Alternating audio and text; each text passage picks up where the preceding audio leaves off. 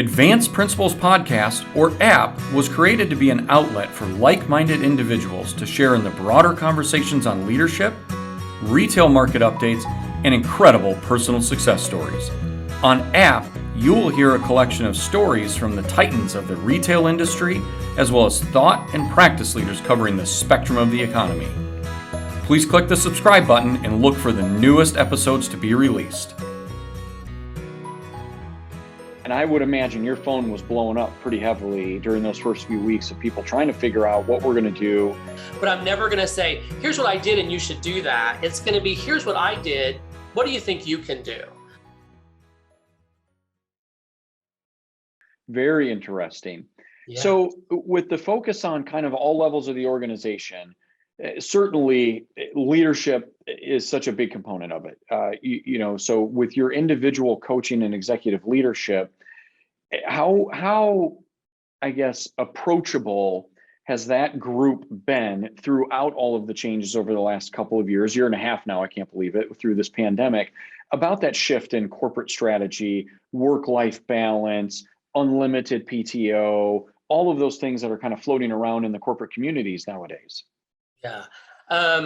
I think you have, as we would expect, you have a faction that still has their head in the sand, and they're, unfortunately, they're the ones who are there much more longer term, and they're very close to exiting the organization. And I see that a lot of them aren't really focusing on it. They're wanting to stay to the tried and the true because they're not going to be there much longer. Mm-hmm. And so we're seeing some of that. And then we see some of the other ones, which are more like in the later stages of baby boomers. And of course, the other generations that are coming up that are more open to it.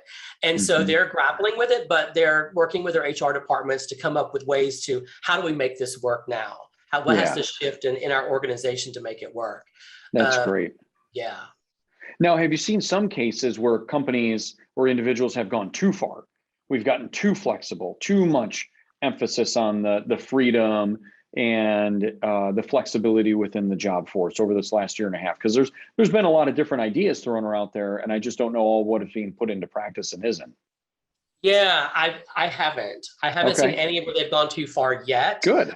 For us, it's been more like they've got their toes in the water and they're going up to their ankles, at least with our clients anyway. Yep.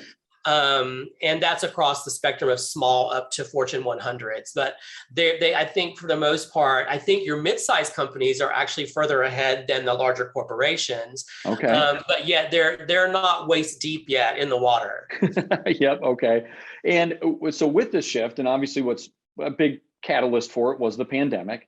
So, a year and a half ago, we're all still living the dream of COVID. You had this, just kind of all of a sudden, everybody's life changed.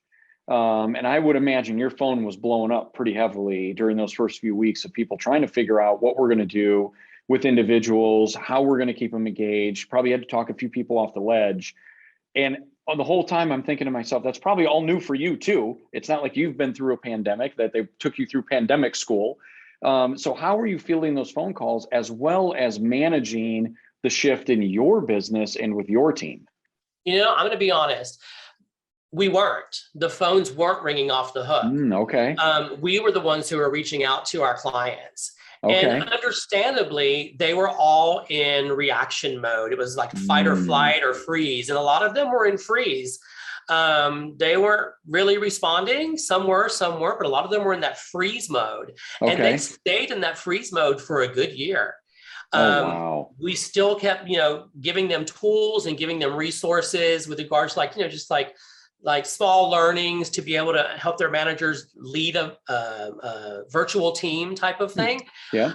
So we were helpful in that way, but it wasn't until we turned that first year corner that they started coming back, because we were telling them, if you have bad managers or bad performing leaders, it's not going to get better during this time. It's going to get worse. Mm-hmm. Your great ones are going to rise. The bad ones are they're not going to get better. Let's put it that way. And they're like, we understand. And I understand this as well, Ryan, because they were saying, we don't know how long it's going to last. And so we have to halt our development spending. And I can appreciate that. They didn't know what was going to happen. They didn't know how long it was going to happen. if they were going to have to lay people off. All those questions were in there. And despite the fact that we were still offering to come in and partner with them to even be the thought leader and to help them have strategic conversations, the appetite for spend was completely halted. Wow. Interesting. Yeah. So, But now they're back. Because now they are back. I was just going to say, so what does the environment look like now? Wow. So for us now, the top three things we're doing is all those bad leaders are now in coaching. My coaches have never been busier. Like right now, we're getting like 2 or 3 calls a week saying, we have another one. We need you to coach them. And unfortunately, about half of what we're coaching right now, it's one of those situations where it is improve or we're going to exit you. So I have to give them credit that they're doing it now. They should have probably done it a while back, but at least they're doing it. So there's that. And then the other one we're getting calls for a lot is diversity, equity, inclusion, post George Floyd incidents. And so a lot of them are calling us to come in and really train their leadership team on how to create inclusive cultures. Yeah, which is so critical. I mean, we are a changing culture and we need to be able to accommodate that and make sure that it is inclusive for everybody. And I think it's phenomenal that organizations are recognizing that and asking for assistance and guiding it, because for a lot of people, it's a new journey. And for me anyway, I don't know if it was so recognized of somebody standing there and saying, we are not inclusive, or we're making a choice to not be inclusive. It's just a recognition, awareness of it. And then how do we just continue to keep it top of mind so it's not a buzzworthy headline?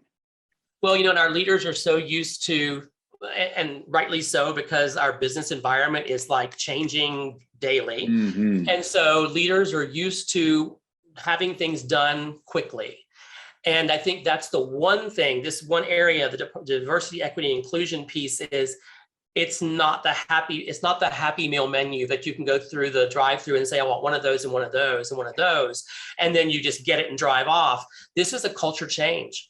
And this is a good 2, 3, 4 years to get your organizations where you need them to be as it relates to that. Yeah. And I think our biggest challenge is getting the executive level to understand that.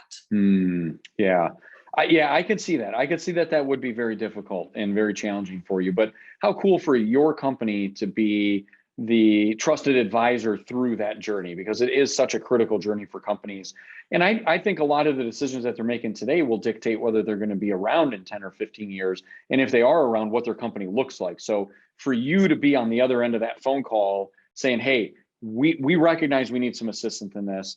Help us get to that 15-year mark and look the way that we want to look from an associate makeup and community relations standpoint. Exactly. Yeah, very cool. Yeah, I would imagine. So from the behavioral and personality styles and all the way up to the individual executive coaching and leadership, to me, there's a little bit of a thought process in certain groups or individuals or even personality types that my personality type is the predominant leader personality type. So if you're going to be a leader, you have to be this personality type. And if you're not this personality type, you're not going to be a leader, or you need to change personality types. So could you just maybe dispel the myth that there's one personality type that is meant to lead all people on planet Earth? Yeah, I can. So you'll know, because you've been in one of our workshops, is that we're a blend of all personality types. We have a go-to place clearly, but we need to be able to situationally stretch into those different personality types as the situation calls for. And so, there's no research that says that one personality type is the best leader, because it is situational. And so we have to be all of those things based on the scenario.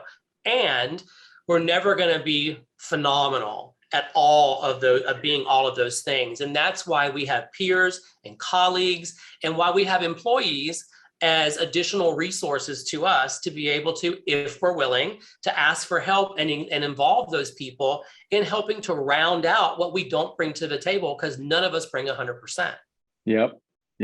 That's so interesting. I think the work that you do in helping people recognize what their personality blend is probably the better way to describe it, what some of their dominant traits are and maybe some of their sub traits, But really, I felt for me, because by the time I got to your workshop, I had had a lot of personality tests. I was pretty confident I knew my driving styles and motivators, but I didn't necessarily go through the educational process of, hey, that's 1/4 of the pie here. There's 3 other personality blends, some with some dominant traits and other quadrants that I need to figure out how to work with. And I think that was the most eye-opening experience for me anyway, is, hey, there's someone sitting across the table from me and they're not wired the same way. They don't receive messages the same way. They don't deliver news the same way. They don't handle emotions the same way that I do, not right or wrong, just different. So how do you, when you're doing those workshops, do you kind of see the light bulb click when you start to have those conversations and put the different personality types in the different quadrants of the room and kind of go through all that? Yeah, I do. And I love that you said that. I can actually see the light bulb go on, and I can actually see it behind their eyes, because it's all of a sudden there's this widening and about themselves and also about other people, because they'll look at someone and go, that's why you do that. You don't do that to me to make me angry. That's just who you are. And that makes a big difference. Yeah, that makes such a big difference. I will say one great thing about the workshops that you did and the introduction to you and your team throughout the entire company was, and then Kelly just took it a step further and put everyone's personality style in their 3 bullet points on how to address them outside everyone's office or cubicle. And it was like, okay, well, as you're walking up to approach me and get in dialogue, just understand how I want to be worked with, how I want to be talked to, how I want to be asked questions. And it really made a difference in, I think, the workflow, because a lot of that you're kind of doing away with, well, are they trying to hurt my feelings? Or I don't, they want me to work faster than I'm comfortable with, or now I have to slow down and I have to be more sympathetic than I am usually. And it kind of just put all that on a level field, and it really raised the bar. Have you seen a lot of companies take it to that level where it's just really embodied throughout? I wish I saw more. Let's put it that way. We have some teams, so you'll have some teams within a larger organization that really run with it like that. But Yep. Kelly is, I have to say, I brag about her. I brag about what they've done in relation to having those placards outside of offices and cubicles, because that does make a difference. I mean, yeah. How many of us have that roadmap on the outside of our boss's office doors in the past, where we can walk in, before I walk in, oh, do this, and do this. Don't do that. Okay, great. I've got the roadmap and I can be more successful in that conversation. Yeah. I love telling people that story about it. And when I was at NAE, I loved giving people tours of the building, because it always came up. They were like, what are these about? Oh, I'm so glad you asked. Let me tell you. And then they would pick up on it. So when we had clients come in, it became a little joking with certain people, but other people, it was like, you know what? I understand now. I totally get it. And then we started to kind of personality type some of the clients that we were working with. Okay, well, now this is associate to associate. Imagine what some of our clients are experiencing. So now we need to understand and try to do their buying style in your selling style. And I know you spend a lot of time on that as well. Yeah, because the DISC has the sales assessment, but actually, and it's great for a salesperson, whether they're selling or whether they're maintaining that relationship, right? To be able to say, let me people type my client that's inside my person that's inside that client business. And then it can give them a one sheet that says, yeah, don't do this, and you need to do this and avoid this. And so it's great just to take that one look and then run into to have that meeting. Yeah, it really is fantastic. Yeah. Now, with a lot of management consultants or executive coaches that I've come across in my life, it really is the end all be all. It's their way or the highway. In the time with them is spent with stories about their career, their accomplishments. And I'll take it beyond just my personal interaction with several people throughout my career, but a lot of the leadership books you read, it's just chapter after chapter after chapter of how great I was in this meeting I facilitated, in this acquisition I led. And it's not always relatable. Now, your approach, I felt, was totally different. It was not the end all be all. It wasn't filled with 30 years of war stories of yesteryear. It was very relatable. It was very approachable. And to me, then, as a participant, it was very digestible. So have you seen that difference from the other providers in the space? And certainly there's a lot of different individuals that go around, do executive coaching. And why haven't you taken that stance to say, listen, these are my experiences, so you need to learn what I've learned so you can get to where I've got? Yeah, I love that you asked that question. I think that again goes back to my coach training. And I think that's also why there's not all coaches who call themselves a coach are really coaches. Mm-hmm. A lot of them are consultants, but they call themselves a coach. And that a consultant is going to share more of their experiences and more about them and what they've accomplished so that you can plug and play that same methodology, if you will. We certainly see that a lot more with the larger, bigger four type of consulting companies. Okay. Yeah. So we see that a lot more there. But my coach's training always has me put the person first, not me, because there are times when I'm in a coaching relationship, I might share what I've done in the past as a leader, but I'm never going to say, here's what I did and you should do that. It's going to be, here's what I did. What do you think you can do? Because it's never the same situation. You're never stepping in the same river twice. Yeah. So it really is about putting that person first and pulling the ideas out of them, helping them to tap into their own resources that they have, because that's going to create more buy-in and commitment for them to go and do it. Versus if I tell them what to do and they go and do it, I'm probably getting compliance. I'm not getting true commitment. They're not owning. There are so many great things there. I'm just going to try to unpack everything that's kind of swimming around in my head right now. So first of all, the first eye-opening one was the distinction between coaching and consultant. I don't think I've ever heard it put that way, but man, is that spot on.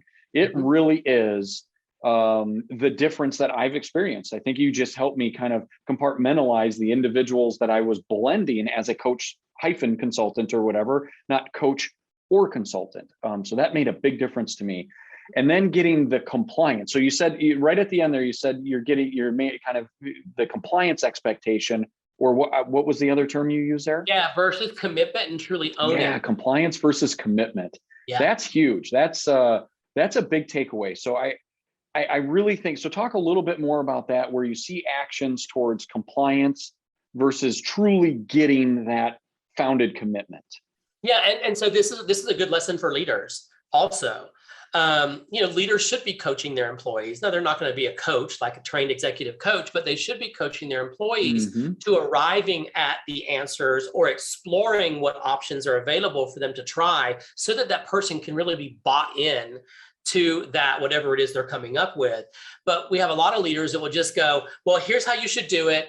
Get this done, do it this way, and deliver it to me by Friday.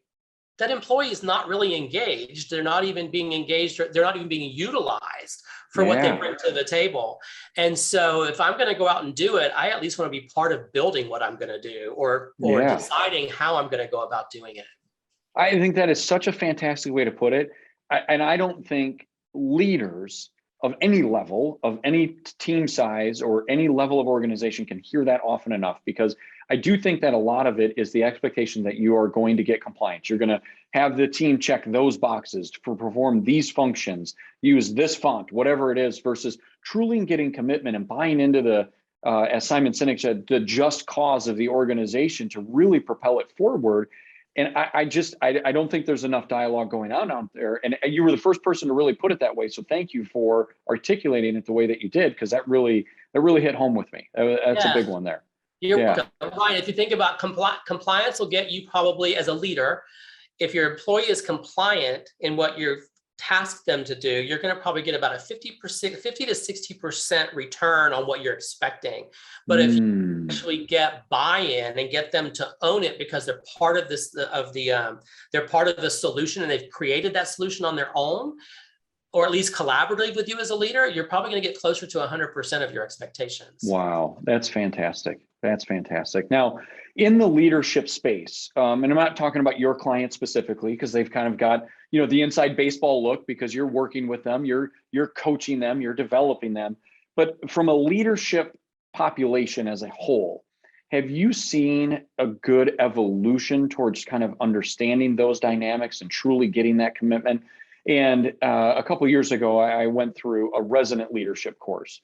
And again, I think that's kind of a shift in leadership culture. Is it's important to resonate with your associates and really get that buy-in and side by side with them.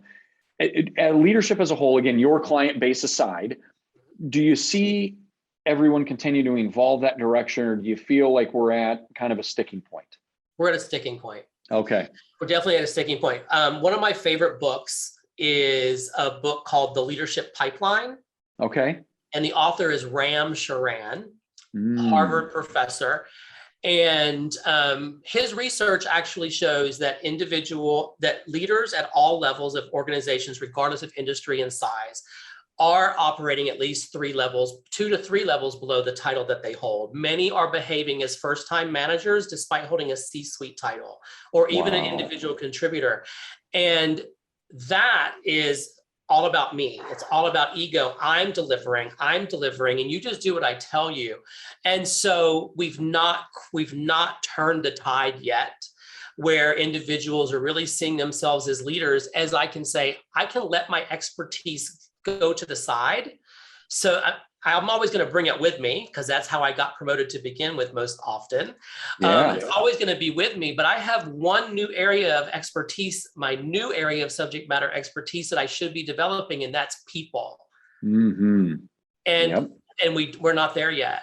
They're not seeing themselves as leaders of people. They're seeing themselves as leaders of functions and an organization, or a building full of numbers. Well, I know what book I'm ordering tonight.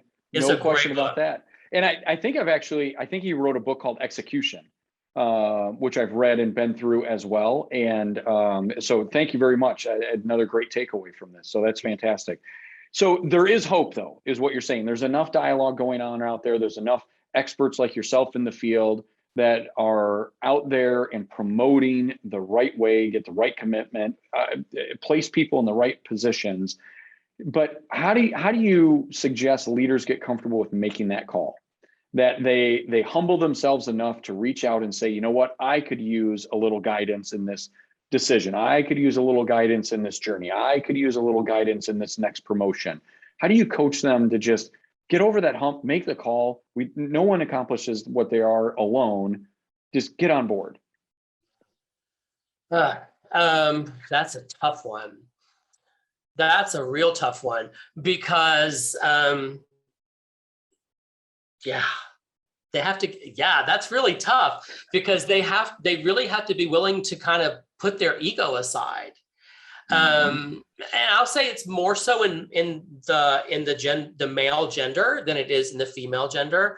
I think most male executives, that's harder for them to do that.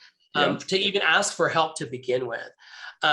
Or to recognize that they don't already possess what they need to make that happen. And that's the difference of, if they're not willing to do that, they're going to plug and play, and they're going to frustrate themselves, and they're going to frustrate everybody else in the process. And so the leader might think that they're hiding, that I kind of don't possess this, but I'm going to be brave and show that I have it. I have news for them. Everybody knows. Everybody already knows, whether you want to admit it or not. So, I think what makes it easy for them is they just have to kind of put that aside, and they can't do it alone.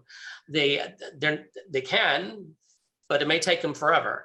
So they really should have a coach that's in their corner to be able to have that safe space, so they can be behind closed doors and be transparent and admit, I don't know this, and have that safe person to figure it out with, and then go outside the door and be able to be what people need them to be.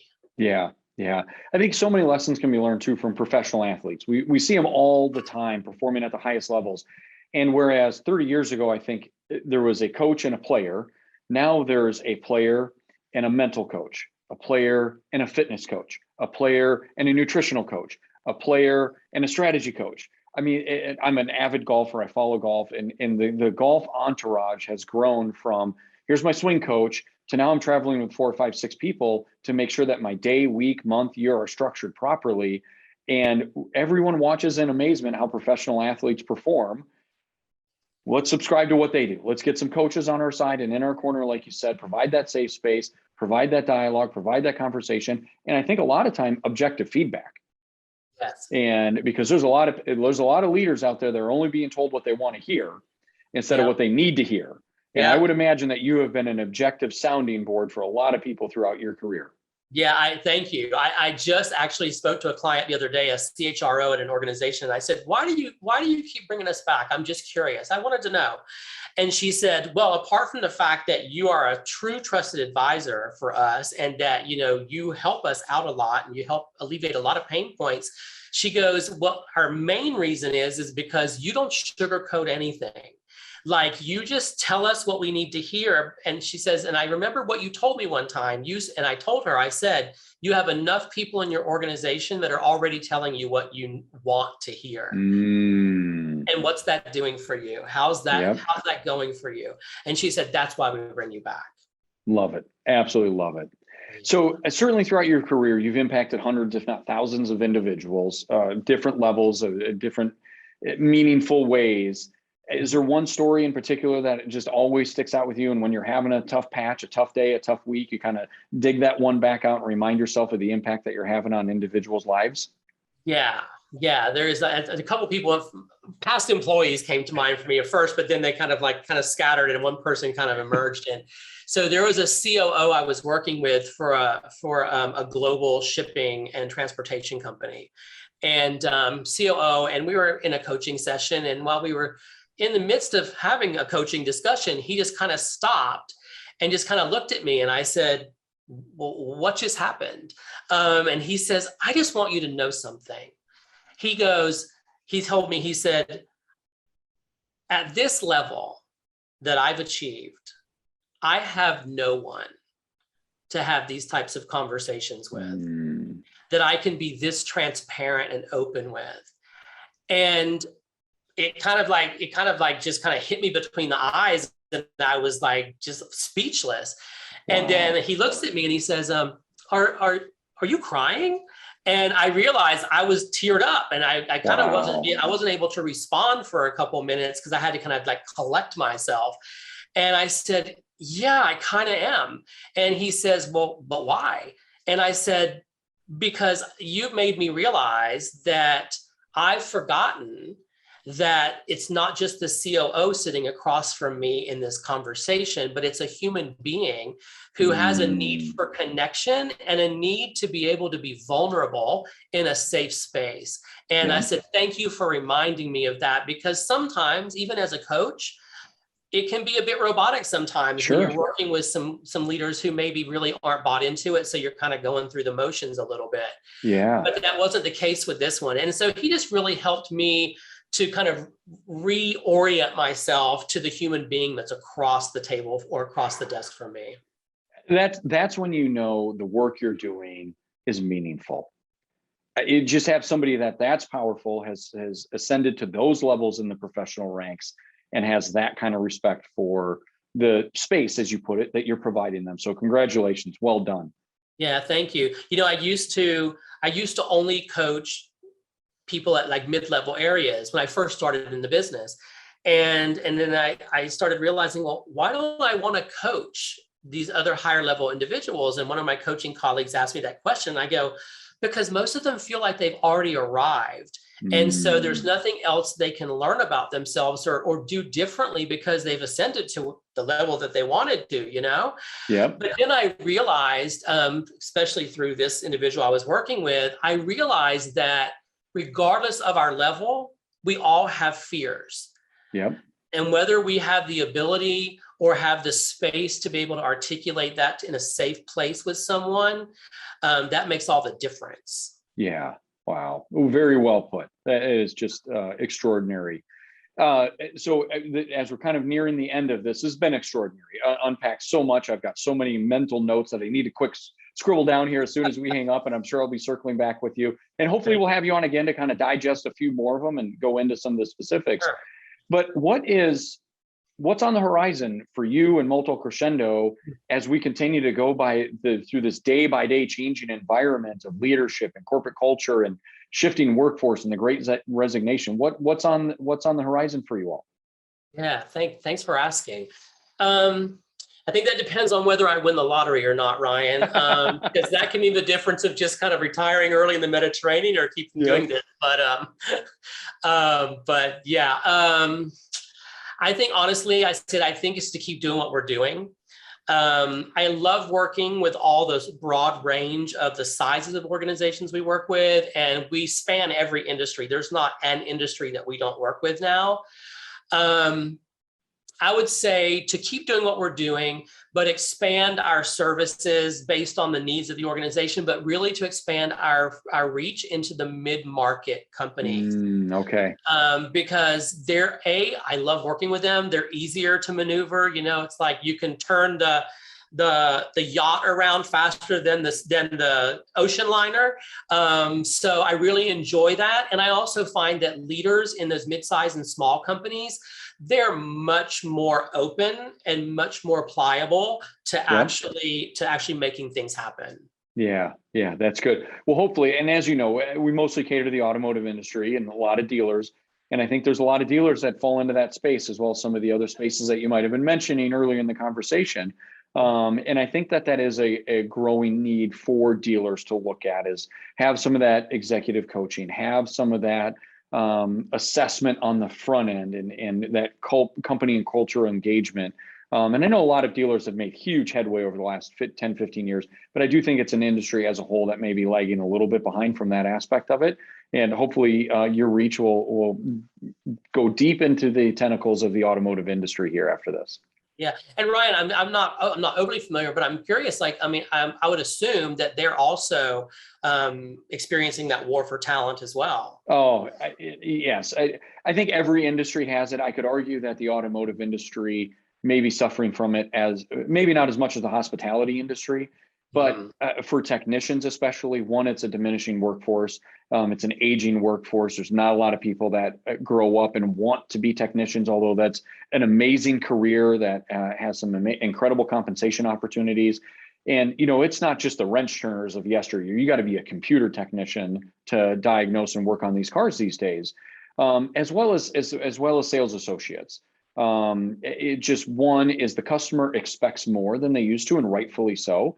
So they're hiring different individuals, different levels of individuals, but so is every other company. And every other company that has a sales arm or sales organization wants those types of people. So yes, the war for talent right now is at an all-time high, a crescendo, if you will, in the automotive industry. And I really hope that there's some way that it softens in the future.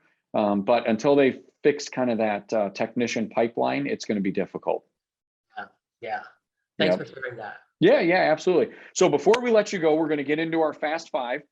Okay. Kind of 5 just off the wall questions, a little more lighthearted. Just the only rule is answer with your gut instinct and go with what first comes to mind. Okay. All right. Are we ready? We're ready. All right, here we go. So you've obviously been in front of thousands of different individuals with all types of personalities. So to you, what is the most entertaining personality type? I would say, like, from a disc perspective, the I type, the person who's more of that extrovert, they're the most entertaining. I think what's entertaining about that is you get to see them bounce off the walls because they're always going from one thing to the other. So to me, that's fun to watch. Yeah, absolutely. That's I had a feeling that might be it, but I just hear you tell it is fantastic. So you brought it up, the leadership pipeline, but I'm wondering, what is the most recommended book that you recommend to others, but then also the most recommended book to you by others? It would be the leadership pipeline. Okay. And it's been that way for like the last 15 years. Wow. Very cool. And any book that people have recommended consistently to you over the years? I'm looking at my bookshelf. Anything by Brene Brown. By Brene Brown, honestly, because when we talk about shame and vulnerability and things like that, that gets into the space of why we don't show up the way that we'd really like to, even in our leadership, because we're afraid of being vulnerable. So anything by Brene Brown. Okay, fantastic. Good. So I love Miami, the energy, the vibe. We talked a little bit about it before we got on here and started recording the show. I think that city has grown a tremendous amount and continues to grow. The diversity in cultures and kind of just the energy that brings is just extraordinary. So your best place in Miami for a Cafe Cubano and a good, just amazing, knock you off your feet Cuban sandwich. Oh, wow. Anybody in Miami will probably will come hunt me down in the streets to say this. I think the Cafe Cubano, probably the best place is like at a La Carreta around here, just to go Okay. to the window and get it. Any of those types of, yeah, that would be La Carreta. The best Cuban sandwich I've had, in all honesty, is not at a Cuban restaurant. Wow. It's actually at a place called Kush. Okay. And so it's a restaurant that's a hamburger joint, but their Cuban sandwiches are out of this world. Wow. Okay. I'm writing both of those down for the next time I come down there. Okay. So next question here is, if you had your choice, one, you live in very close proximity to South Beach. So if you had your choice of South Beach, the south of France, or South Dakota, which one are you going to? South of France. South of France. More so than across the street to South Beach as spring breakers? Yeah, definitely. Definitely more so than across the. That's funny. All right. And then you are a traveler. I've certainly picked up on that from you. I think you've traveled the world. I don't know all the destinations, but you seem very worldly. So when you're out there traveling, a lot of people, well, also you travel a lot professionally. So for people that travel a lot, they kind of have that go-to meal. Just, hey, if all else fails and I can't get into this restaurant, I can't go to that, I'm going to this. What is your go-to travel food? My go-to travel food is any Mediterranean food where I can have like just a bunch of mezes on the table with some bread and some wine. Wow. So the Mediterranean is definitely in your future. I think that's the second Mediterranean reference. So I could see the retirement or Molto Crescendo moving its HQ over to the Mediterranean. I love it. Yeah, from your mouth to God's ears. Well, and most people are sitting there aspiring to get to Miami, and you're like, "Hey, I'm going to get to the Mediterranean. Just take Hey, it up come on another down. notch." Yeah, exactly. Well, Thom, this has been phenomenal. Great insight. Thank you. I had several takeaways. Looking forward to getting back together with you and kind of digesting a few more of these items, spending more time on them. But thank you so much for carving out the time to do this today. I know you have a very busy schedule. Thank you so much. It's been my pleasure. Nice seeing you again. Yeah, we'll talk soon. You got it. All right, bye. Bye. Thank you to all of our guests who have appeared on app this year to share in their life experiences and knowledge with us. We appreciate every single one of our listeners who followed us in our first year of podcasting. We wish everyone a Merry Christmas and Happy New Year. We are excited to bring many more guests on in 2022. Thank you.